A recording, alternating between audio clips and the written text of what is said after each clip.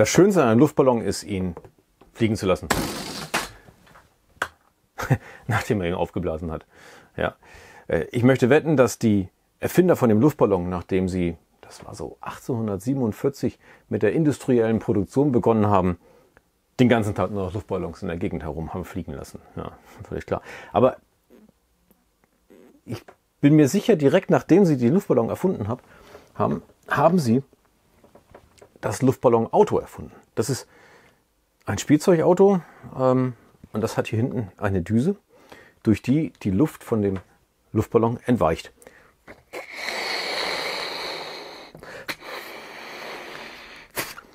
Ja. So, da durch die Düse strömt die Luft raus, erzeugt einen Rückstoß und treibt das Auto an. Okay. Ich bin mir sicher, dass die Jungs dann den Rest der Woche nur noch Luftballonautos durch die Werkshallen haben fahren lassen. Also ich hätte es zumindest so gemacht.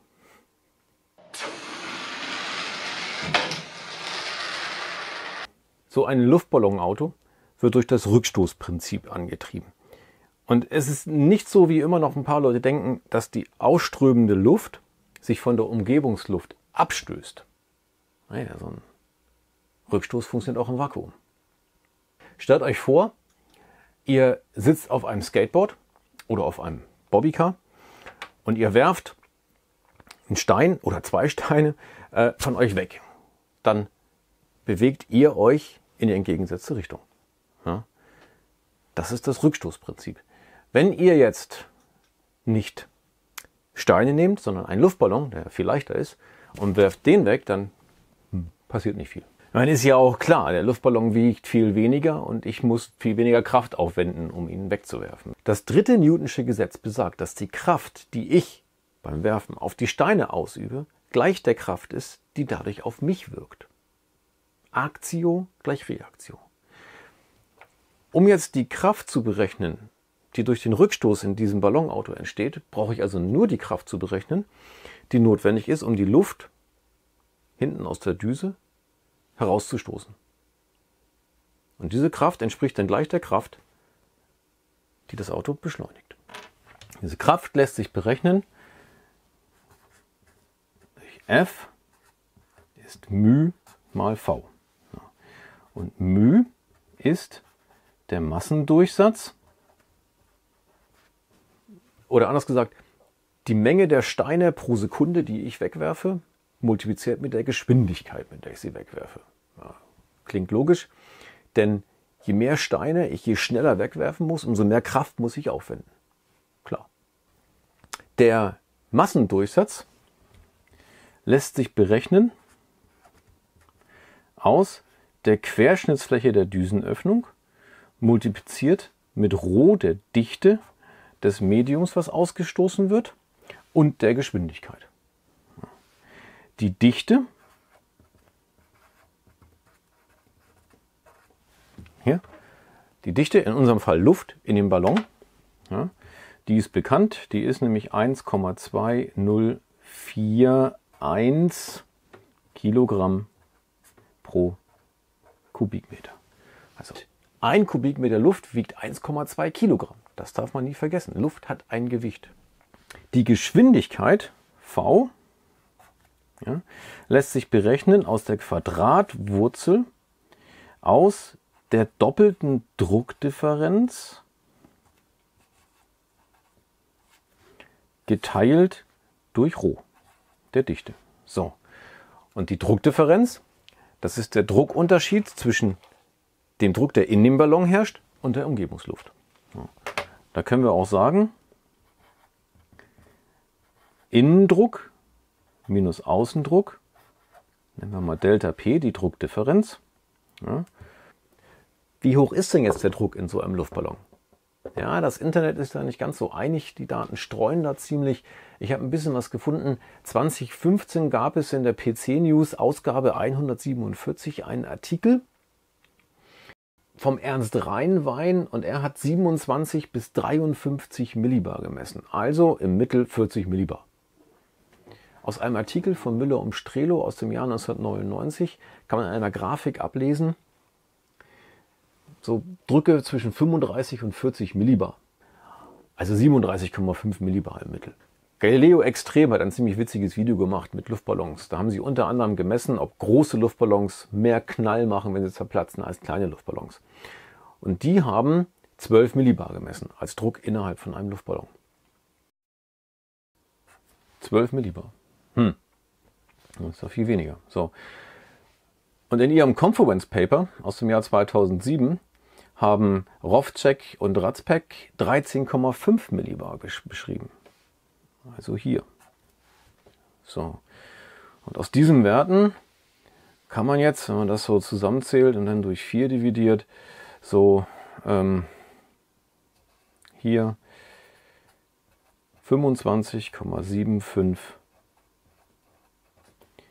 Millibar abschätzen, was man so im Internet findet. Und damit berechnen wir jetzt mal die Geschwindigkeit. Wir können also sagen, unser Delta P als Druckdifferenz ist 25,75 Millibar. So, und das entspricht 2575 Pascal. Pascal ist hier die bessere Einheit, denn Pascal hat die Einheit Newton pro Quadratmeter, ja, direkt. Und das Ganze entspricht Kilogramm durch Meter mal Sekunde Quadrat.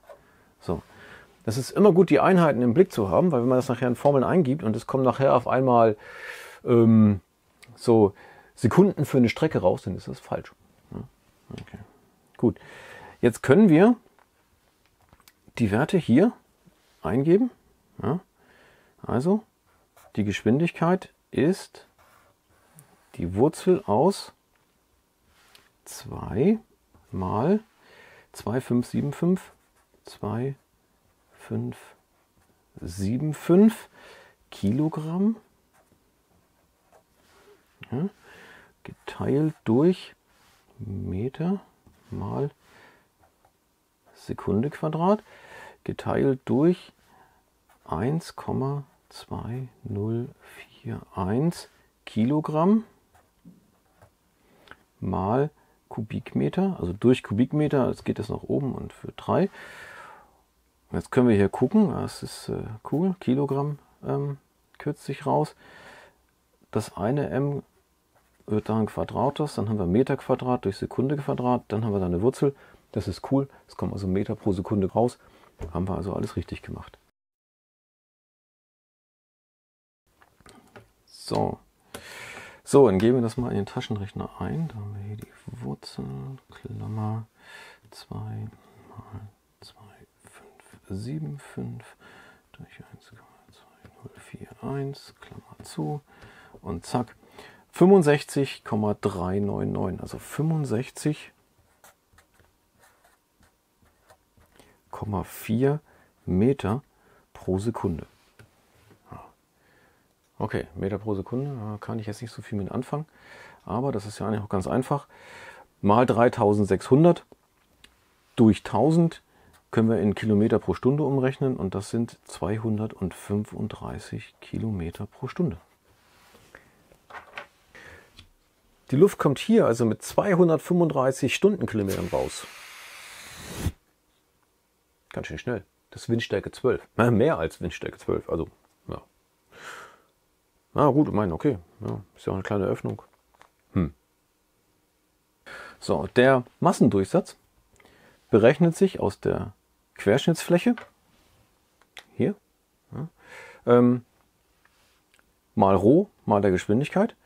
Und die Querschnittsfläche, die können wir bestimmen, wenn wir den Durchmesser hier kennen. Das können wir mal kurz ausmalen. 6 mm. Okay. Die Fläche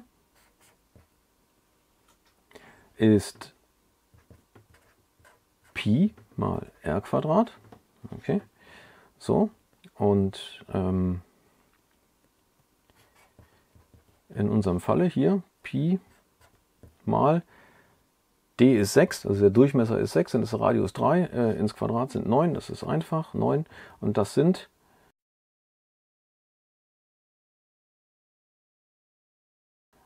28,27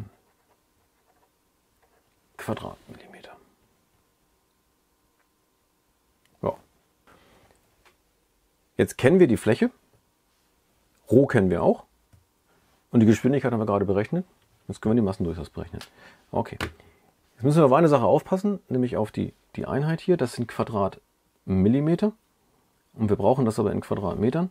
Also nehmen wir hier 28,27 und teilen das durch 1000 und nochmal durch 1000. Dann haben wir es in Quadratmetern. So, okay. Das Ganze multiplizieren wir mit der Dichte und mit unserer Geschwindigkeit und bekommen 0,00226 Kilogramm pro Sekunde.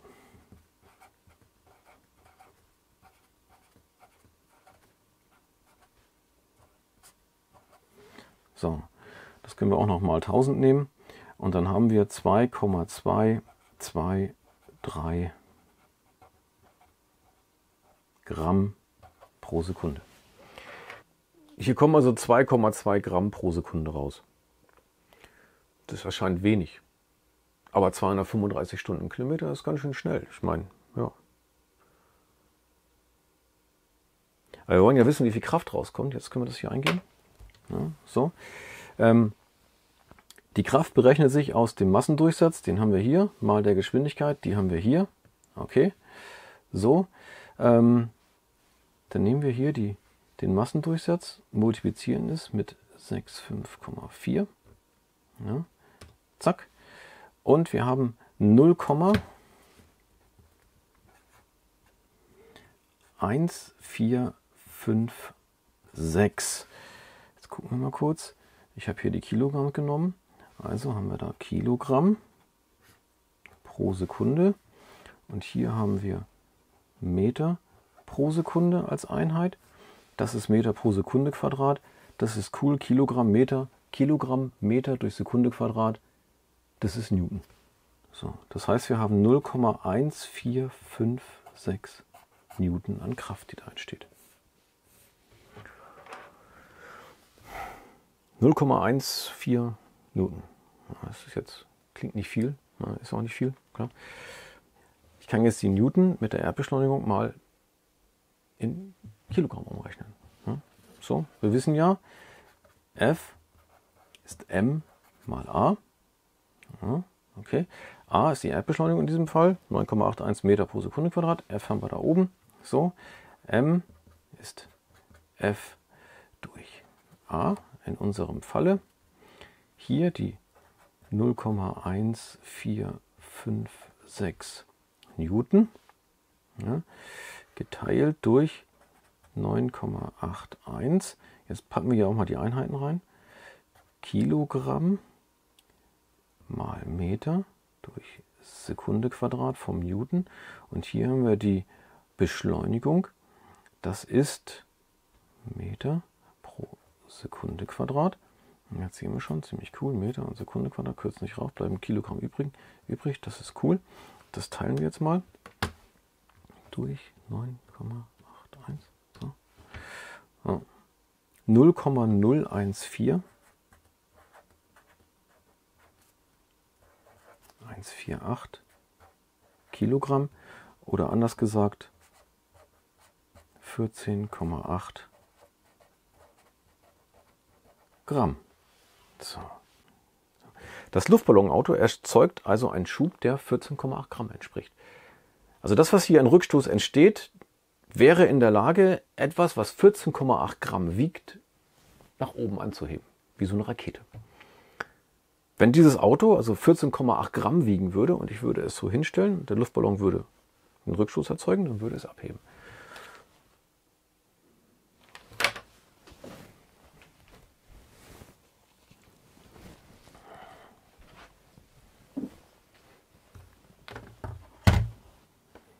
So.